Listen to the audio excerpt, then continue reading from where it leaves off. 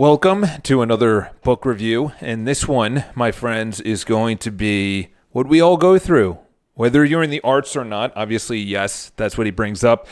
This is Steven Pressfield. If you're not familiar with Steven Pressfield, let me bump my chair up a little bit, go into the big boys club. So Steven Pressfield has written a ton of fictional based on real stories from ancient Greece, Roman times, and to be honest, I'm a big fan of his nonfiction. I've actually never read any of his fiction work. He has Do the Work, Turning Pro, War of Art. He's got a lot of these nonfiction books, and he actually talks about it. And here he said, he goes over a story, all right? And in that story, everyone can relate, which is you have a dream. It's not being accomplished. It's nowhere near to be accomplished. Not only is it nowhere to be accomplished, but it's actually completely off the rails where you say, I don't even think I'm even going to come close to accomplishing what I want to accomplish. And most people then give up. Okay. I've talked about this in the other videos, and the reason it was sort of brought up on a podcast that I was actually listening to. The reason that most people give up is because they have these big lofty goals at age 22.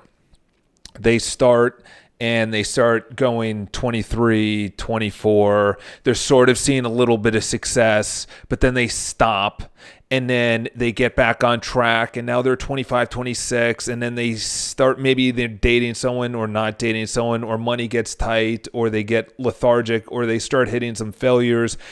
And then by 31, 32, they've already given up.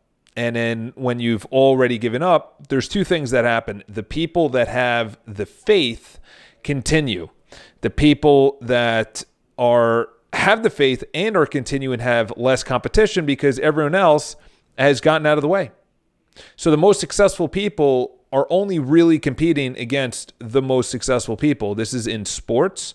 That's why the most winning teams always continue winning, or the winning person continues winning, is because they're the best. They only compete against the best. That could be in poker. That could be in writing. Why does the best authors continuously produce amazing works of art? It could be a basketball player.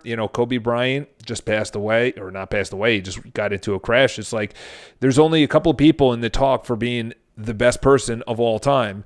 It's him, Michael Jordan, and obviously the other gentleman who's in LA. Haven't been really as much of a fan because I'm a Michael Jordan fan, so I won't bring him up. But anyway, when you are talking about the best, there's only a couple people that go into that conversation, and they really only start getting, except for Tom Brady, he started getting success early on, but he goes over his life. Steven Pressfield had a hell of a life, okay? Steven Pressfield's life essentially was 50 years of being broken, childless, divorced, and broke. 50 years. He didn't get his first paycheck. He was living by scraps. His life was in shambles and a mess. He was back and forth between New York and California 6 times in like a 10-year time frame, which is absolutely mental. Living, not traveling, living. And when you're thinking about that, you say, okay, as an author, what do you need to be doing? Okay, you need to be writing. And that's essentially what he said he wasn't doing. He was doing everything to avoid writing. And he coins the term resistance with a capital R. And he said the difference between an amateur, which is 98% of the people or 90% of the people, and the professional, which is only the top 2%, 1%, 10%, whatever it is. In each category, you have the 80-20 rule, Pareto's principle. But I personally think it's more like 90-10 or 95-5. The top 5% do 90% of the business, 95% of the business. And the reason being is that they're able to overcome resistance. So resistance essentially says, I'll do it tomorrow. It's not that big of a deal. You know what? I am tired. I need an excuse. Whatever it is, self-sabotaging yourself. The most successful people have talked about that they had to get out of their own way. I feel that as well, is that I'm in my own way. And the reason I'm in my own way is because I'm my own resistance. Okay. I'm my own resistance when it comes to maybe closing as many deals, listing as many properties, having all the money that I want, having the relationship that I want, I was in my way when I was triathlon training last year. It's like once you get out of your way, you understand that sleep is massive. Sleep is everything. Nothing can happen without a good night's sleep. And then you started learning about sleep with a great book by Matthew Walker, Why We Sleep. Highly recommend we check that out. There's a ton of other resources as well. Is that there's a reason there's a reason why the people that get the most amount of sleep do the exact same thing, is because it works. No blue light right before you go to bed, no food 2 hours before you go to bed, no alcohol 3 hours before you go to bed, no caffeine 8 hours before you go to bed. There's a reason behind that. It has to be completely pitch black, completely quiet. You wake up at least 8 hours into sleep, and you'll have a good night's sleep. Okay? And you don't want to have any disturbances, okay? Whether that's, roommates that stink or parents or kids or whatever, yes, that's going to happen. But if that's continuously what happens, they actually say that someone that is tired, there are more accidents early in the morning from people that are tired as there are at any other time on a weekend when people are drunk, is because they compare it to being drunk. You're so drowsy and delusional in your reflexes are not there.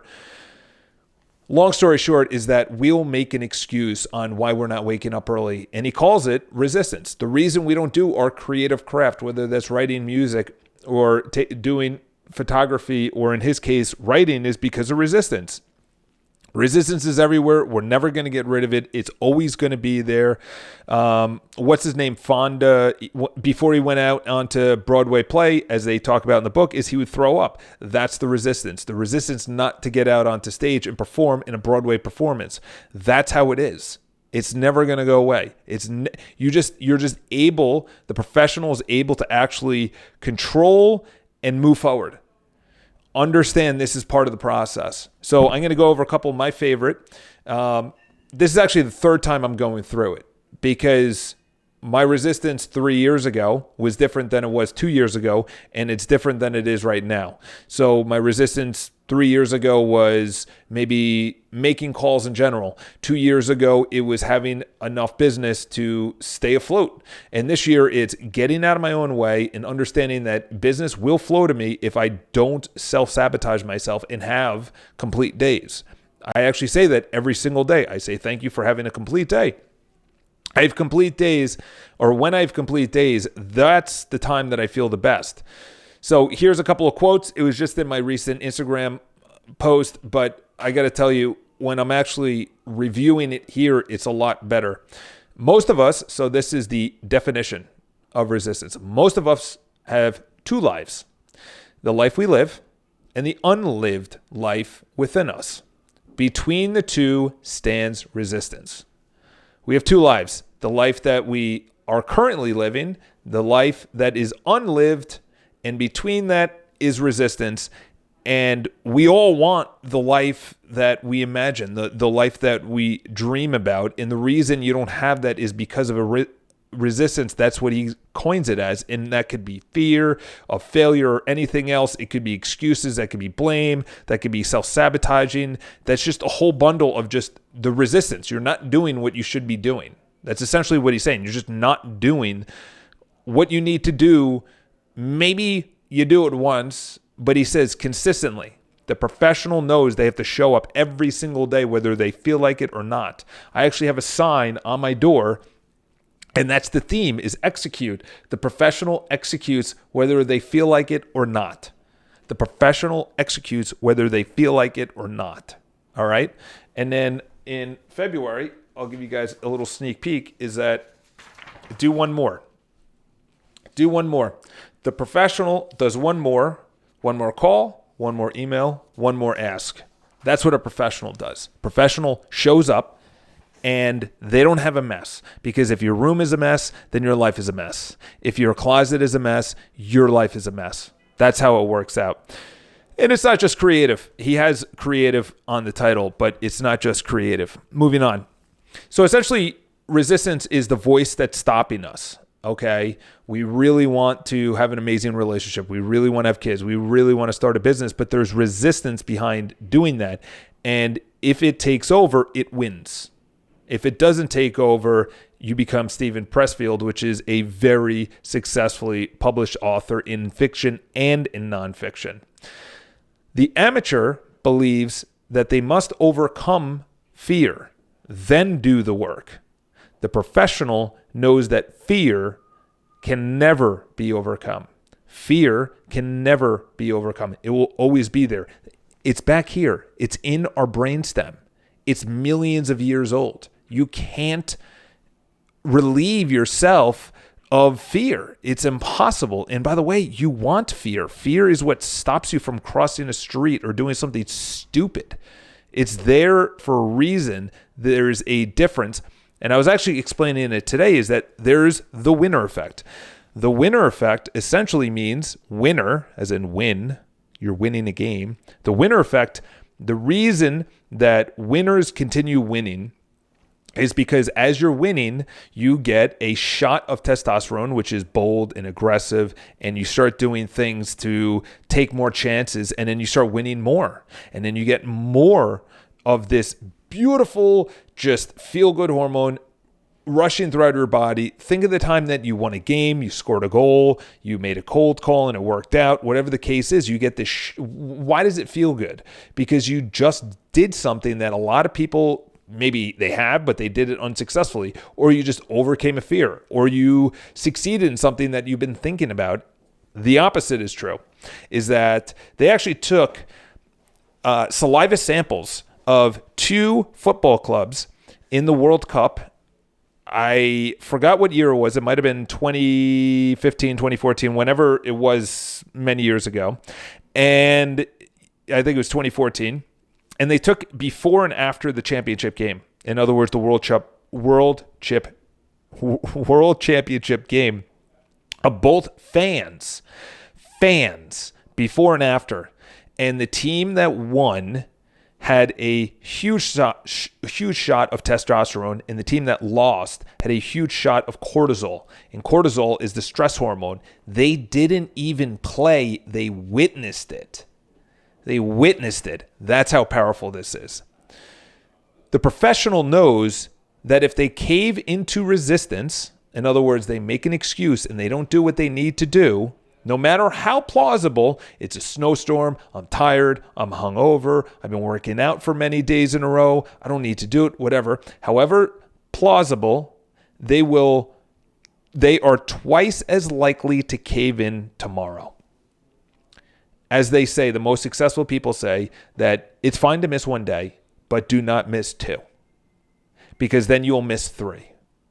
And now we have a streak going the other way. You have to keep it going. David Goggins talks, there is no finish line. I'm going to wake up tomorrow and do another triathlon training. This year has been absolute poop when it has come to that. I've only hit about 20% of my workouts, 1/5 of my workouts that my coach has told me to do. Last year, I took 2 months off while my father was going through what he was going through. And then I get back into it and I lost my passion. I completely lost my passion. I have to get that back. It is getting back discipline. It is getting back the love of the sport. It's getting back all these things that made me do and feel and be as successful as I was last year while I was training. So I missed so many days in a row. It was so hard to get back in on Monday at 4 o'clock to wake up, get on the bike for an hour and 40 minutes, and then run on a stationary bike for an hour and 40 minutes. That's a long time. That's discipline. You get bored. Then today, I was on for an hour and 20 minutes with a 30-minute run today, a 20-minute run yesterday. The professional, here we go. The professional knows there's going to be many days that they don't feel like doing something. It is the person that continuously shows up. I had that with Eric, the guy that I make calls with. He didn't feel like his attitude. I said, how do you feel right now? I said out of 10, how do you feel? And there's an excellent book called Instant Influence. I'm rereading it right now and actually going to review it as well. It is one of the best sales books I've ever read in my life. It's actually the second or third time I'm going through it, literally in the last year. It's an amazing book. And I said, how do you feel today before making calls? He said, about a 4. And then the question is, why not go lower? And he said, well, I know I have to make calls. By 11 o'clock, I made 165 cold calls. He made probably 140, 130 calls. And I said, how do you feel now? I feel amazing. I said, great, let's get into this meeting. Let's make this script better. Let's get 1% better. He had the energy. The thing was, and as I have a sign over there, it says, do your job. This is your job. This is what if you're a writer, you write. If you're a musician, you compose. If you're an artist, you draw or paint. If you're a real estate agent, you go out and you get business. That's your job. That's what you're supposed to do. The resistance is behind actually doing that. If you don't like your job, the resistance is maybe looking for another job, or the resistance is, you know what? And then you come up with an excuse. Well, my family, I don't want to put them in a precarious situation, or I'm comfortable there, or I'm on tenure or something like that. What do you choose? Do you choose to be right, or do you choose the right thing? Okay? What do you want to do? You know what? I'm right. I am tired. I'm not going to go to the gym. You're right. Or do you choose the right thing? Choice is up to you. Okay? And you make that every single day. The professional is prepared at a deeper level to confront their own self-sabotage. I'm a king of this. You're probably a king at this as well. Self-sabotage is around us all the time. It knows exactly how to stop us. It knows the smallest thing that it can say, and it says, no, just stay in bed. Snooze the alarm. Go on your phone. Check out social media. How's Instagram? Did you get any likes? Did you get that message back from that girl? What's going on? It knows it works exactly. It is tailored to you, and it will work every single time if you allow it. That's the resistance. Most of us, this is a very powerful quote. Most of us define ourselves hierarchical. I can't even say that correct. Hierarchical. Again, I can't say it correct. And don't even know it. In other words, in a hierarchy. School, advertising, the entire culture drills into us from birth to define ourselves by others' opinions. Drink this beer, get this job, look this way. Hollywood is a hierarchy, so is DC, Wall Street, and high school. The problem is with a hierarchy, when numbers get too big, it breaks down. A pecking order can hold just so many chickens. New York City, IBM, Michigan State, they're all too big to function as a hierarchy. The individual feels overwhelmed, anonymous, they are submerged in the masses, and they feel lost. In short, we all define ourselves in a hierarchy. That's how we're raised. Primates are like that. Fish are like that. The entire animal kingdom pretty much is like that. The lions, there's a hierarchy. There's a pecking order. There's the alpha male who procreates with everybody. There's the female who is the highest desire of the men. Okay? And then when it comes down to it is if it gets too big, if the pride gets too big, if the city gets too big, the college, the city, the company, it gets too big, you get lost in the masses. You get submerged in the masses, okay? So that's when you can't compare yourself to everyone else, because now we're comparing ourselves across the internet. We're comparing ourselves to everyone on Instagram, everyone on YouTube, everyone in personal development, everyone in music, anyone that's doing any kind of book writing. Now, you do your art. You do your craft. Seth Godin hammers this home. In all of his books, he says, don't tailor it to the audience. The audience will be tailored to you. You produce your work. And he goes on to explain these minuscule groups.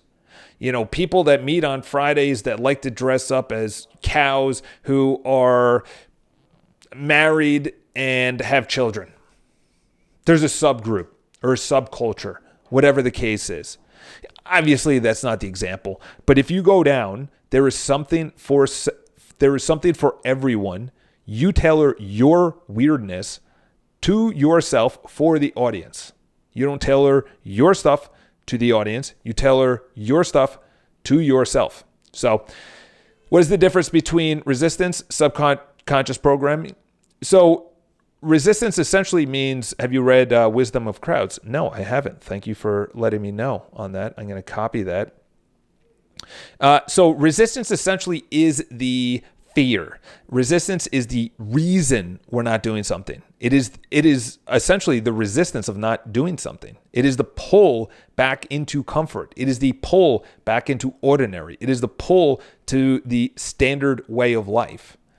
The pull out of it is overcoming the resistance. And it's never going to go anywhere. I highly recommend you guys pick it up. It is a very quick read, and it will hit you between the eyes because he goes over what is resistance, when does it show up.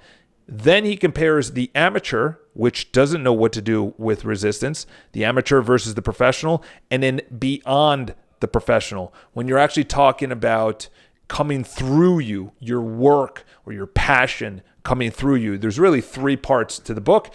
You could even pick up his other books, which are pretty good.